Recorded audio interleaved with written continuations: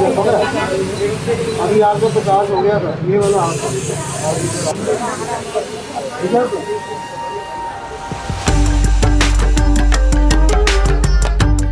São muitos os sons da tragédia sanitária na Índia, provocada pela explosão de casos de Covid-19. Em Faiziabad, perto de Nova Delhi, até quarta-feira ainda havia oxigênio.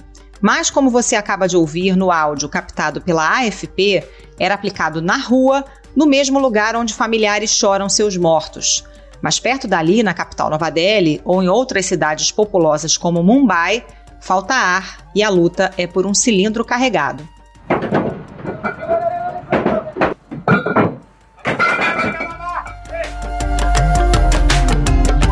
Nessa batalha, um cilindro para o suprimento de oxigênio ficou 10 vezes mais caro no mercado clandestino. Também há os esquemas paralelos para o comércio do Remdesivir, um medicamento que auxilia os pacientes que evoluem para a temida síndrome respiratória aguda grave. As imagens da segunda onda da Covid na Índia, com um número oficial, porém subestimado, de mais de 205 mil mortos, lembram o que aconteceu em Manaus no mês de janeiro, mas numa escala muito maior. E lá como aqui, há uma variante do novo coronavírus que torna tudo bem mais difícil. A OMS acredita que, além das aglomerações, a variante indiana do coronavírus esteja por trás da disparada de casos. Nas últimas 24 horas, a Índia bateu um novo recorde de 360 mil casos de Covid. A variante indiana já foi detectada em 19 países. Qual é o retrato da pandemia na Índia nesse momento? Quais são as principais dificuldades para o combate ao avanço da Covid em um país com 1 bilhão e 400 milhões de habitantes? E por qual razão a Índia tem mais facilidade para receber apoio internacional no auge da crise? Esses são os temas do Ao Ponto desta sexta-feira. Eu sou Carolina Moran, estou com Roberto Maltic e neste episódio a gente conversa com o médico Francisco Paquet dos Santos, radicado na cidade de Jamnagar, no oeste da Índia, e com o professor de Relações Internacionais da FGV, Oliver Stunkel. Fique com a gente.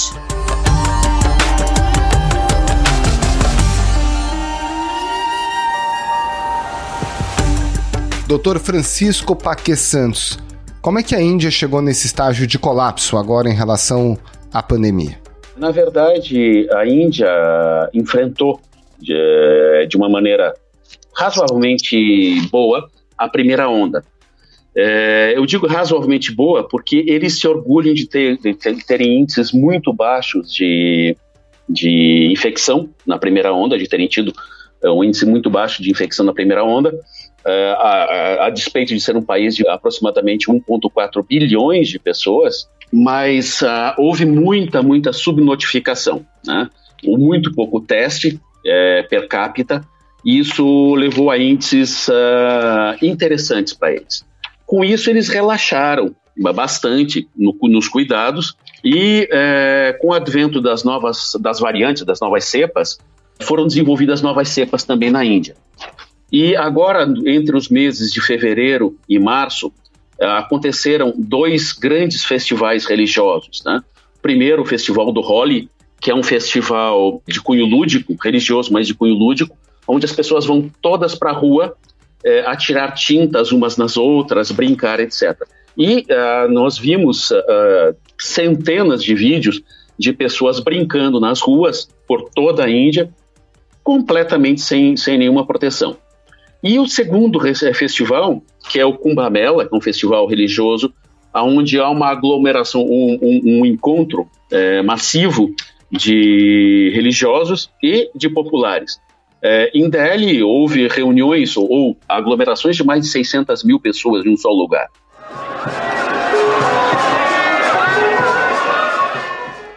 E isso não são só indianos, a gente tem dentro desses festivais ainda uma grande massa de estrangeiros, em torno de 10% nesses festivais são estrangeiros, que também contribuíram com isso e também agiram de forma irresponsável. O governo fez a propaganda dele, fez o trabalho que poderia ter sido feito, mas o que é cultural, principalmente religioso, que tem milênios de existência, você não consegue modificar de uma hora para outra. E eles aconteceram, os festivais. Os festivais aconteceram. O que nós vimos aqui? Eu moro numa cidade de mais ou menos 700 mil habitantes, Jamnagar, onde as coisas não acontecem com a velocidade e não se chegou no colapso de grandes cidades como Delhi, Calcutá, Mumbai, Bangalore e alguns estados do sul da Índia.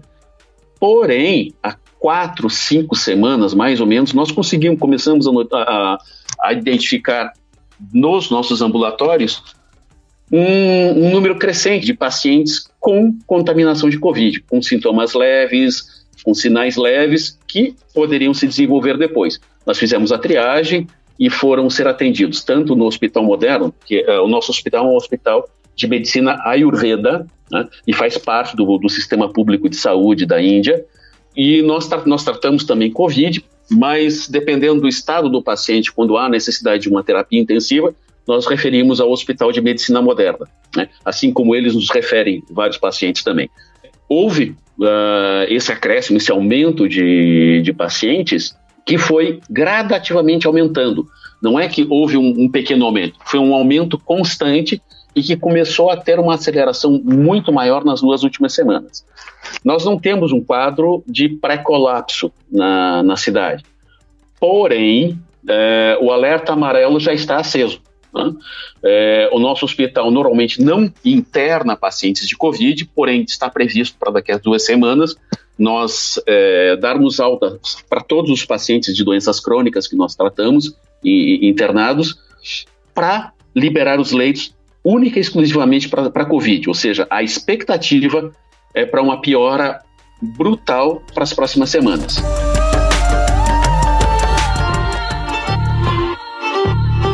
Agora, doutor, o que vocês percebem aí nas ruas da Índia? As pessoas usam máscara, conseguem fazer distanciamento social? Ou por aí tá como aqui no Brasil, em que as pessoas saem com máscara na testa, máscara no queixo, máscara na orelha?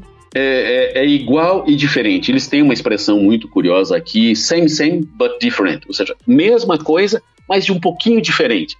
A mesma coisa é que nas ruas, infelizmente, a despeito de toda a propaganda, de todo o apelo do governo, das autoridades, as pessoas usam a máscara no queixo ou na testa, como no Brasil, estão com a máscara porque se passar alguma autoridade eles não vão apanhar, porque aqui a polícia não é violenta, mas é agressiva quando precisa coibir alguma coisa, né? As agressões não são pesadas, mas elas acontecem com uma certa frequência. Eles usam. Se você vai para mercados de frutas e verduras, 80%, 90% das pessoas sem máscara, e eles têm como hábito, isso é um hábito cultural adquirido por séculos, de não manter distanciamento. Eles não são como nós, brasileiros, de tocar um no outro, abraçar, beijar, mas eles estão na fila de algum lugar ou esperando alguma coisa, eles ficam todos com o corpo colado uns nos outros. Isso, para um ocidental como nós, dá bastante agonia, porque você está numa fila e tem alguém encostado nas suas costas e alguém encostado no seu lado, no seu peito também, né? E isso o governo não conseguiu mudar. Houve uma pequena melhora durante a primeira onda com a propaganda, mas 3 meses depois estavam todos se aglomerando.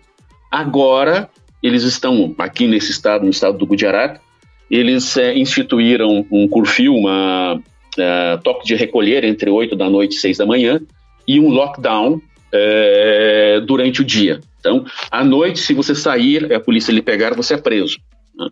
Durante o dia, só os serviços essenciais, comida, e mesmo os supermercados que vendem, os mercados que vendem diversos itens alimentícios, eles só podem vender os essenciais. Quer dizer, chocolates, refrigerantes, biscoitos, isto está proibido a venda, né?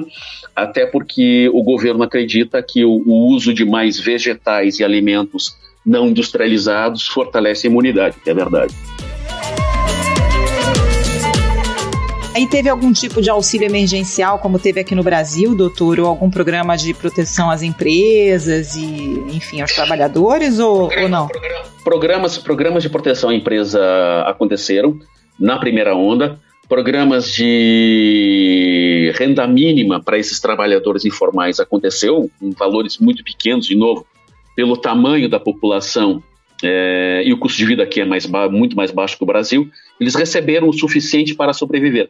Assim como também houve sem número, isso é uma coisa que há de se colocar como positivo da população indiana, a despeito da indisciplina e não aceitação do distanciamento, mas existem inúmeras organizações privadas e pessoas que durante a pandemia toda ofereceram refeições para essas famílias abandonadas. Preparavam e entregavam sopas ou refeições, pelo menos uma refeição por dia. Isso salvou bastante, ou seja, a solidariedade do povo para com o seu próprio povo, quando o governo não pôde atender, isso é algo bonito de se ver. O primeiro carregamento vindo aqui do Reino Unido chegou hoje com 100 respiradores artificiais e oxigênio. Estados Unidos, China e Alemanha também estão enviando material médico. Bom, doutor, e aí nesse cenário de hoje a gente tem uma situação de colapso com a falta de oxigênio, inclusive com mercado paralelo, com venda de cilindros de oxigênio a preços absolutamente exorbitantes. O quanto que essa situação tem impactado toda a sociedade indiana?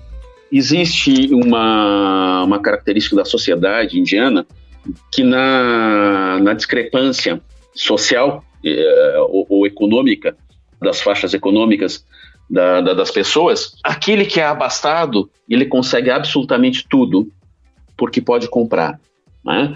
E aqueles que não têm, acabam realmente ficando sem. E assim é com o oxigênio, porque infelizmente existem empresas e empresários aqui também, que no momento que iniciam as crises, eles dobram, triplicam o valor dos medicamentos, o valor dos insumos, mesmo isso sendo tabelado pelo governo. Isso acontece realmente, né? E eles pedem, olha, não posso lhe dar nota fiscal disso. E isso está acontecendo também com o oxigênio, né? A Índia está correndo atrás, porque tanto Nova Delhi, como vocês acompanham Nova Delhi e Mumbai, falta oxigênio, não em toda a cidade, mas em parte. Com isso surgiu um mercado negro de oxigênio. Então, várias pessoas que, entre elas, desviaram cilindros, roubaram cilindros, estão enchendo e vendendo para populares, né? Com oxigênio e às vezes com outras coisas dentro também. Isso infelizmente acontece.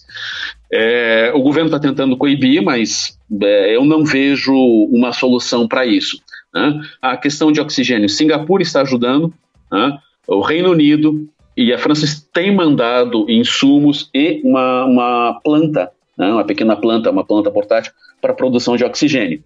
Mas, de novo, isso é crônicas da morte anunciada quando você entra novamente na estrutura social deles. Aqui, na família indiana, o filho casa e traz a esposa para morar com os pais, né? A filha casa e vai morar com os sogros. E isso faz com que as famílias, né, sejam, normalmente dentro das casas, tenham 10, 15, 20 pessoas, 2 ou 3 gerações, sempre, quando não 4 gerações. E normalmente uma família de 4 pessoas mora num quarto, né? A esposa, o esposo, 2 filhos, 3 filhos, no mesmo quarto. E as famílias menos abastadas vivem 10, 15 pessoas em um cômodo só. Com isso existe uma falta de distanciamento social ou aglomeração nas próprias comunidades mais simples, né? E com as novas cepas, com a proliferação mais abundante e as pessoas cansadas do processo da pandemia, isso foi uma bomba. E as maiores comunidades pobres ou as maiores favelas estão localizadas basicamente em Nova Delhi e em Mumbai, que são megacidades, né, do porte de São Paulo, e aonde as coisas se descontrolaram. E nessas cidades onde se descontrolou, ou seja, uma incidência de casos muito acima da capacidade hospitalar, começou a faltar o oxigênio. É onde existe bastante, também circula bastante do capital do país, nessas 2 cidades, são as 2 cidades mais ricas também. Existe um sem número de pessoas com condições. E essa aviltação da distribuição de oxigênio realmente está acontecendo.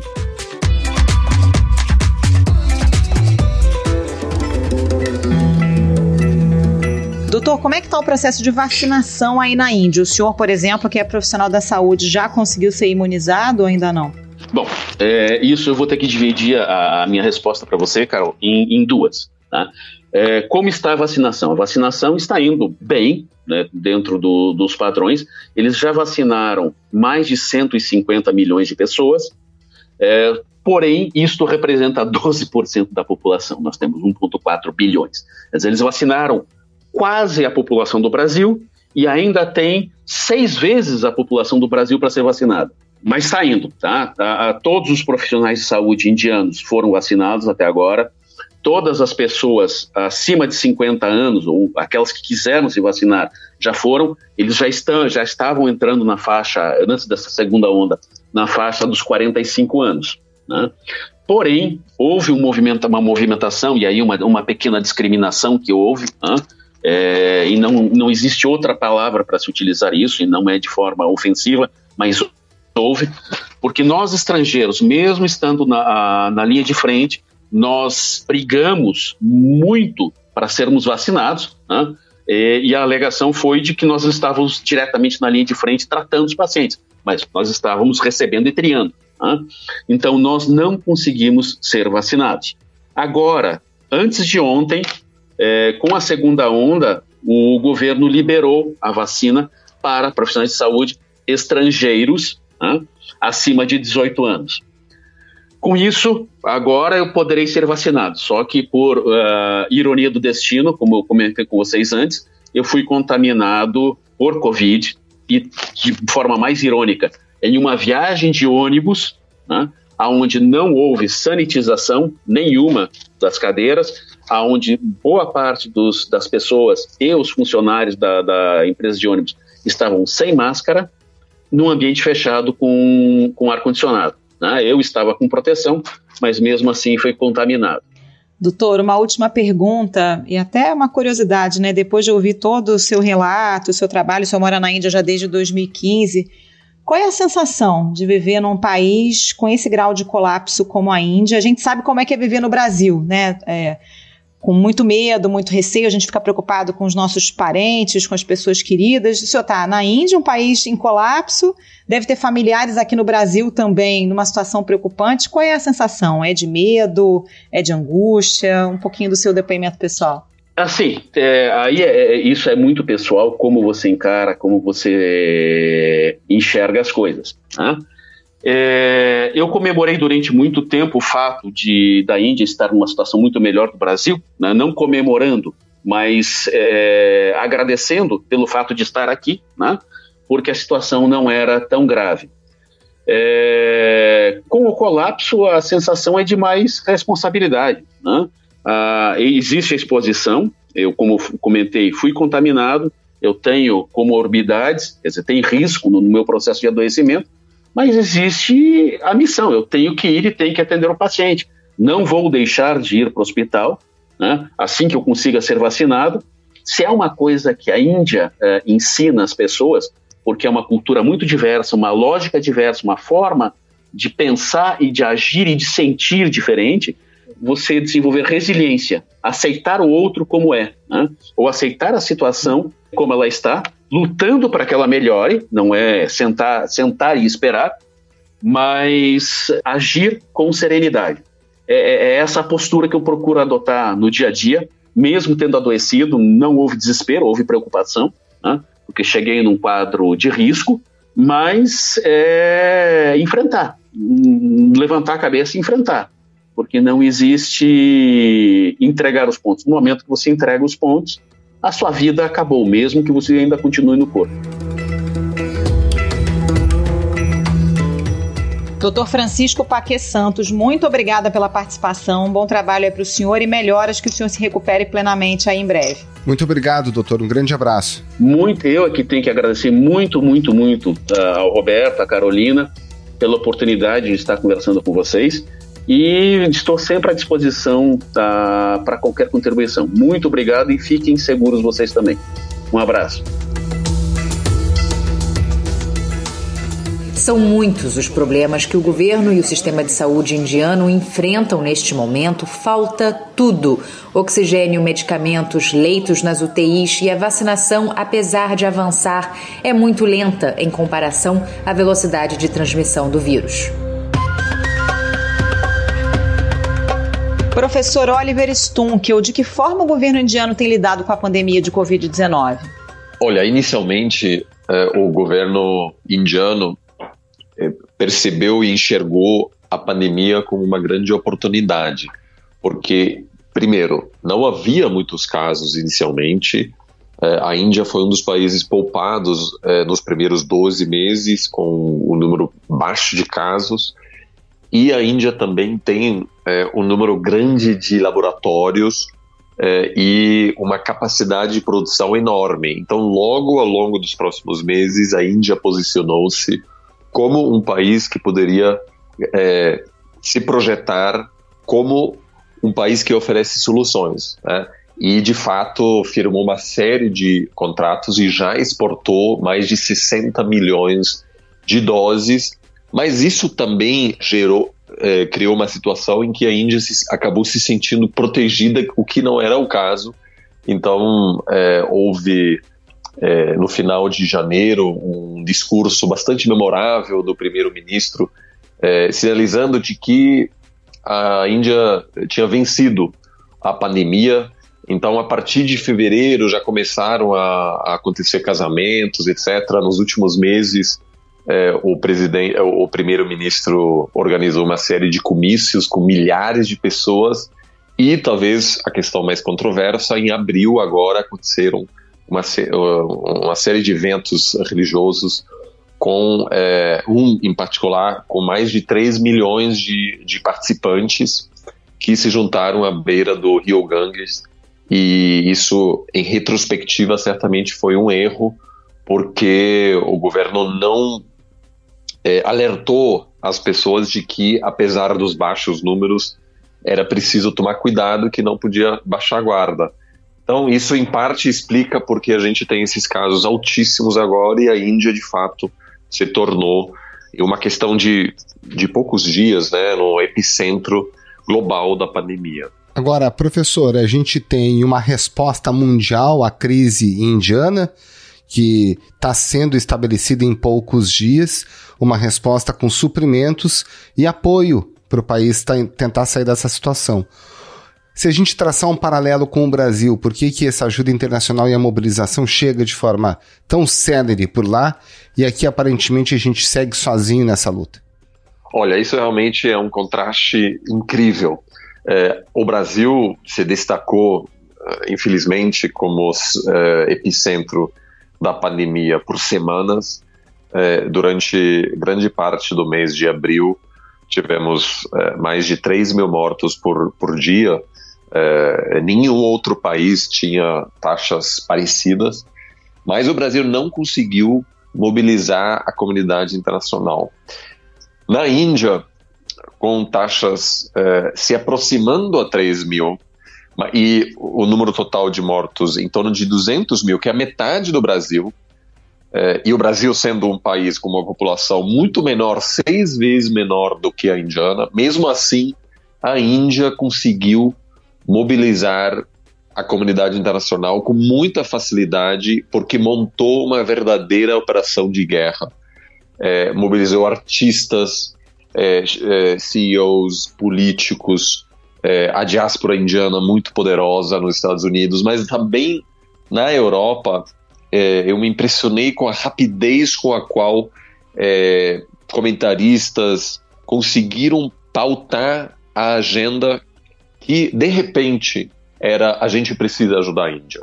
E isso é algo que o Brasil não conseguiu. O Brasil, que apesar de ser epicentro da pandemia, acabou sendo criticado, mencionado acima de tudo no âmbito ambiental. Ou seja, a diplomacia brasileira não conseguiu pautar a agenda que deveria ter sido: o mundo precisa ajudar o Brasil.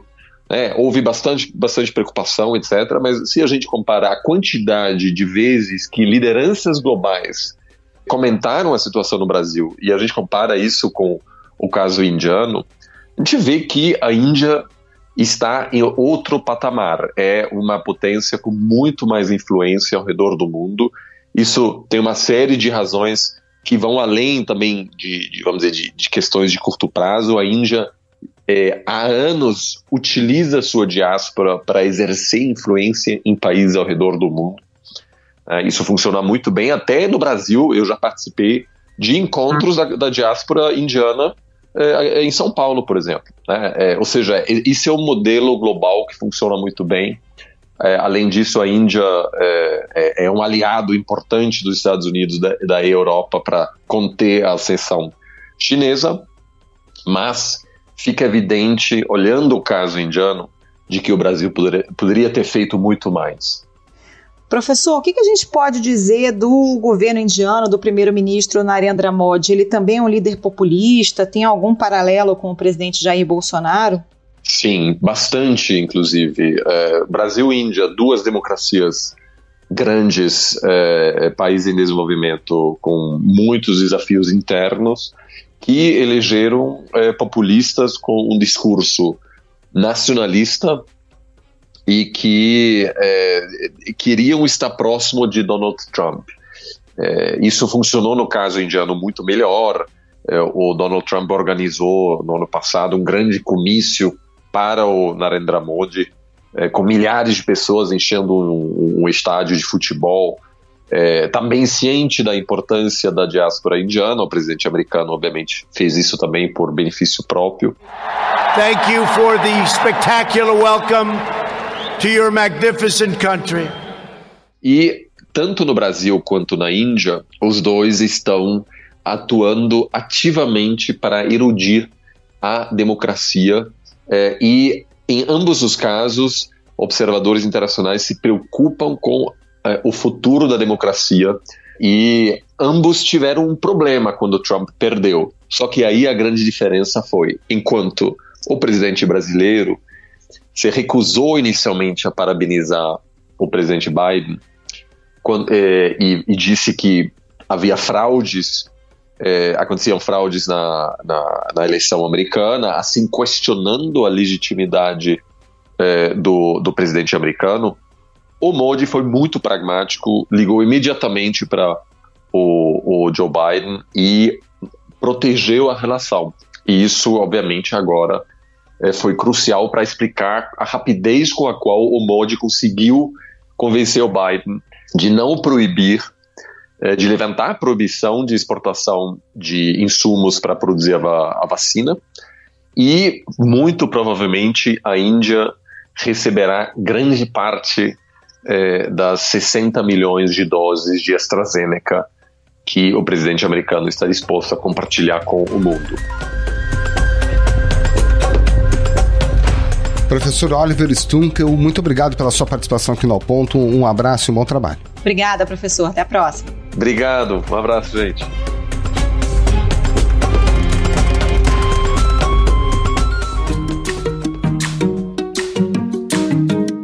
Esse foi o Ponto de hoje, o podcast diário da redação do Globo. Nessa conversa a gente conta com a participação de toda a equipe do jornal, as mesmas pessoas que levam até você informação e análise de qualidade todos os dias. Quer saber mais? Assine o Globo. Acesse assineoglobo.com.br e confira todas as notícias e reportagens especiais.